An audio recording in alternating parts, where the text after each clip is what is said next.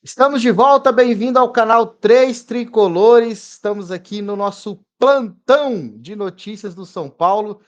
E galera, o São Paulino não tem um minuto de paz. Vamos trazer agora para vocês, sem enrolação, direto ao assunto, a atualização da situação de cada atleta do São Paulo que se lesionou lá em Córdoba, na Argentina, nesse famigerado jogo que perdemos na estreia da Libertadores. Já não bastasse a derrota, já não bastasse essa confusão, torcida quer, não quer Carpini, estreia com derrota, a gente ainda tem mais mal notícias, Henrique. Temos atualização sobre Lucas, Rafinha e o Wellington Rato, e eu quero ouvir de você, Henrique, a sua análise do que esperar do São Paulo agora, a partir daqui para frente, né? Como que, em relação ao que vai estar a situação desses jogadores, e você que está assistindo em casa, deixa aqui embaixo a sua opinião, conta pra gente o que você acha dessa situação do São Paulo, dessa nova atualização que a gente vai trazer aqui de cada um dos atletas lesionados. E lembrando, galera, nosso canal é novo, estamos começando agora no YouTube, a gente está com a meta humilde de 500 inscritos e você pode nos ajudar, então se inscreve aí e vamos direto para o assunto. Que jogo terrível foi aquele, né, Henrique? Parece que as notícias ruins não param de chegar, né? Não bastasse o jogo complicado que a gente teve, né? A gente sabe que jogar na Argentina é sempre complicado, né? Mas quando você vê que o time treinou tanto tempo, falta ainda alguma coisa, é nítido que falta, e você tem 3 lesões importantíssimas dentro do primeiro tempo, agrava muito mais a situação, né? Eu confesso que de todas essas lesões, a única que me preocupa mais é a do Lucas, tá? Primeiro porque é uma lesão mais complicada do que dos outros dois. Talvez não tão mais complicada que a do Rafinha, mas o Rafinha a gente tem substituto à altura, para o Lucas não tem, né? Então acho que a situação que mais preocupa é o Lucas. Vamos direto então, atualização de cada um deles, como que está a situação de cada um. Lucas, pelo menos 3 semanas fora, galera. Então esquece o Lucas, né? Em boa parte dessa primeira fase da Libertadores. Perdemos um dos nossos melhores jogadores. Confirmado, lesão, contusão muscular na região posterior da coxa. A mais grave, o Henrique, é do Wellington Rato. O Wellington Rato teve uma lesão de sindesmose no tornozelo esquerdo e uma entorse que talvez São Paulo vai fazer novos exames. Pode ter tido uma lesão ligamentar e pode até passar por cirurgia. Então o Rato não tem nem previsão. E o Rafinha teve uma fratura na fíbula esquerda e vai ficar fora pelo menos, no mínimo, 3 meses. Então a gente perde um dos melhores jogadores do time, se não o melhor, que é o Lucas, para praticamente toda a fase inicial da Libertadores, porque até voltar é no mínimo 3 semanas, mas o cara tem que pegar ritmo, voltar aos poucos. E a gente sabe que o departamento médico de São Paulo não cura ninguém, ainda pode voltar com risco de sofrer uma nova lesão. O Elton Rato, pelo que o cenário mostra, esquece no primeiro semestre, até a conclusão desse primeiro semestre é meados de junho, julho, né? E o Rafinha, que está no seu último ano de contrato, quase não jogou esse ano, no último ano, sofreu com muitas lesões, acabou de voltar de uma lesão, sofreu uma fratura e vai ficar fora por 3 meses. 3 baixas importantíssimas, né?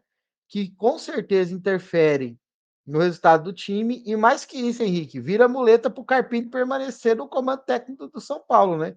Porque se não fosse essas lesões lá em Córdoba, talvez o Carpini já teria sido até demitido, mas foi uma baita de uma muleta, né? Sofreu 3 lesões no primeiro tempo e ele escorou nisso, né? É, talvez também, se não tivessem tido as lesões, o São Paulo teria tido melhor sorte lá em Córdoba também, tá? Sobre a situação do Wellington Rato, tá?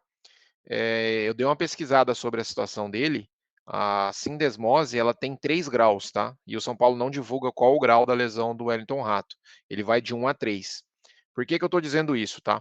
É uma lesão, inclusive, comum em atletas de alto nível, tá? O exemplo que eu vi, inclusive, foi do LeBron James, teve uma lesão idêntica ao do Wellington Rato.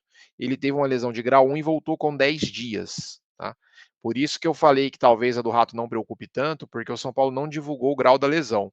Se a gente estiver falando numa torção de grau 1, que é essa torção que a gente tem na pelada do fim de semana, é coisa de 10 dias. A gente não teria o Rato para o jogo contra o Cobressal, mas teria já na sequência aí da Libertadores. O Rafinha, acho que é a situação mais grave, mas eu disse no início do vídeo, né, que não me preocupa tanto porque a gente tem hoje o Igor Vinícius retornando e que se não acontecer nada, a gente tem um substituto à altura, né? Acho que o Moreira deve estar próximo de um retorno também. Então a gente tem como substituir. O Lucas não dá para substituir, não tem um substituto para o Lucas. Eu acho que o que chega mais próximo em característica é o Ferreirinha. Então Ferreira. a gente vai ter que pensar em. O Carpini tem que pensar num esquema diferente agora, porque ele perdeu peças que não dá para montar o que ele fez no jogo de Córdoba. Por mais que eu achei interessante a escalação inicial, né, de três meias, ele não consegue mais fazer isso, porque ele perdeu dois dos três meias que ele começou jogando. A não ser que ele jogue com o Michel Araújo no lugar do Rato, fazendo esse corte para dentro para bater. Só que o Michel não tem essa característica. Eu não que eu tenha visto. Então acho que ele fica sem esse meia pela direita aí para puxar para dentro, né? Na esquerda ele pode colocar ou o Michel Araújo no lugar do Lucas, ou pode colocar o Ferreirinha. E eu particularmente prefiro o Ferreirinha. Se você jogar com aquela formação que ele jogou na estreia da Libertadores, eu prefiro o Ferreirinha ali. Agora, quem sabe o Michel Araújo não possa jogar pela direita, ou até o Galopo jogando ali. E tá aí uma coisa que eu acho extremamente difícil, que é o Carpini abrir mão do esquema tático que ele adora. Ele já Ou ele mostrou abre, ou ele não diversas vai vezes, conseguir escalar o time, ele mas não ele vai não, ter opção. ele, durante os jogos é só você ver, ele substitui mal porque ele não abre mão da formação. E aí ele fica refém da formação e ele não consegue fazer as substituições da forma que precisa ser feito, porque ele quer manter o esquema tático. Eu não duvido que ele faça, inclusive, improvisações. E aí também tem o agravante de que o departamento está lotado, né? Nós temos o Caleri lá, que ninguém sabe quando que vai sair, Luiz Gustavo, que ninguém tem atualização de como é que tá, né? Parece ali o Triângulo das Bermudas, como diz o Barolo, ali o departamento médico de São Paulo. Tem o Moreira também, que não tem previsão ainda de volta, e o Moreira parece que é o novo Lisieiro, menino de vidro, né? Vive lesionando. Então a gente tem também aí o Nestor, que também não tem perspectiva de volta, apesar de que já está aí há algum tempo em fase de Mas o Nestor transição. tá bem adiantado, pelo menos, o Nestor. E aí a gente volta de novo com aquele mesmo cenário do ano passado, né? Incertezas, DM cheio, treinador, na época era o Rogério, que não, hoje é o Carpini, que não abre mão de algumas convicções, prefere morrer abraçado com elas, e acaba que cada vez mais, Henrique, esse jogo contra o Cobressal aí, no próximo dia 13, é o jogo de vida e morte, né? Com certeza. Acho que é um jogo importantíssimo. São Paulo hoje é o lanterna do grupo. Ele depende muito agora desse jogo contra o Cobressal para assumir a segunda posição do grupo. Eu digo assumir a segunda posição do grupo porque eu estou contando com uma vitória do Tadieres sobre o Barcelona de Guayaquil, que eu acho que vai acontecer. Dependendo do resultado, da vitória do Tadieres, o São Paulo já ficaria em segundo no grupo. Acho que seria importantíssimo, tá, o São Paulo assumir essa segunda colocação.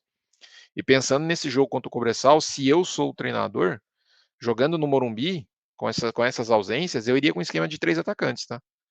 Eu iria com o Caleri ou o André Silva, acredito que o Caleri vai jogar, Ferreirinha e o Eric jogando de atacante mesmo, segundo atacante junto com o Ferreirinha. Tendo condições do Caleri, eu tentaria de repente até o André Silva, tá? Jogando na direita, com o Ferreirinha na esquerda e o Caleri. Aí o meio-campo você poderia fazer, por exemplo, Galopo, Alisson, Pablo Maia e Rames. Você teria ali uma trinca de volantes ali com o Rames, né? É o famoso losango que a gente fala, que é o melhor esquema para encaixar o Rames. Então é isso, galera. Valeu, obrigado para você que ficou até o final desse vídeo. Deixa o seu comentário aqui, curta e compartilha. E mais que tudo, se inscreva no canal, ajuda a gente a conseguir a meta de 500 inscritos. Um forte abraço, valeu e até a próxima.